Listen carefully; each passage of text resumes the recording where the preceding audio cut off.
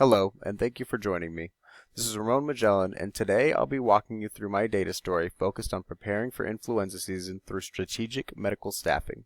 This project is built around a real and recurring challenge. During flu season, hospitals experience a sharp increase in patients, particularly those in vulnerable groups. To meet this demand, staffing agencies play a critical role in deploying additional medical personnel. Our goal is to determine when and where those staff are needed most. We start with a high-level view of the problem.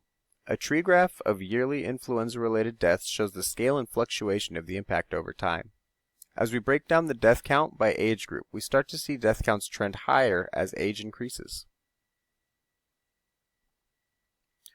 Here we have two charts depicting populations of both 0 to 64 and 65 and over versus their death count.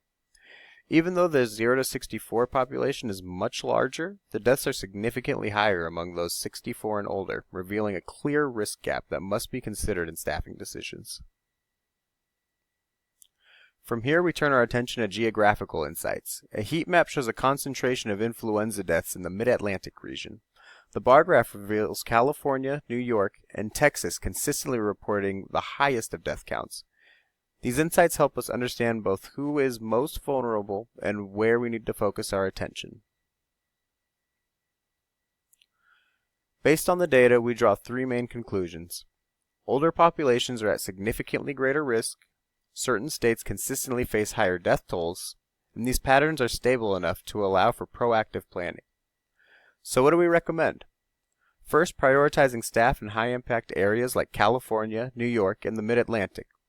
Second, focus efforts on facilities serving older populations. And third, build flexible staffing models that can adjust as the real-time flu data becomes available. Next steps include developing detailed state-level staffing schedules, coordinating with hospital systems, and monitoring flu activity throughout the season to adapt accordingly. By turning data into action, we can help ensure hospitals are ready, resources are optimized, and more lives are protected this flu season.